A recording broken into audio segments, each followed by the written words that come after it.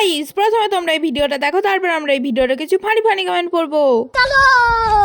সুমির রাগ ভাঙাতে আজকে দিলাম সারপ্রাইজ। তোমরা কিন্তু জানো না সুমি আমার সঙ্গে রেগে 2-3 দিন কথা বলে না। ওর রাগ ভাঙানোর জন্য আজকে চলে গেলাম একটা ফুলের দোকান। তোমরা আবার ভাবছো ওর রাগ ভাঙাতে কেন ফুলের দোকানে আমি? অনেকে হয়তো জানো না যে সুমি অনেকটা ফুল পছন্দ করে, তাই মনে মনে ভেবে নিলাম আমি এর থেকে ভালো উপায় হয় না ওর রাগ ভাঙানোর জন্য। কিন্তু আমি ভেবেছিলাম যে একটা বড় ফুলের বুকে নেবো, কিন্তু দোকানে সেটা পাওয়া যায়নি। অবশ্যই আমি জানি যে আমার লক্ষ্যে একটা ফুলে সন্তুষ্ট। কথা বলতে বলতে চলে আসলাম সুমির বাড়িতে। আমি জানি সুমি আমার উপর এখনো রাগ করে আছে, তার জন্য ফুলটা ওর কাছে আগে নিয়ে যাইনি, কারণ আমি একটু ভেবে নিলাম যে ওকে আরেকটু রাগিয়ে নি। কিন্তু আমি একটা জিনিস বুঝতেই পারি না, সুমির জন্য যদি আমি কিছু করতে যাই কি করে আগে যে বুঝতে পারে। আমি যাওয়ার পর ওর কোনো রিয়াকশনই ছিল না।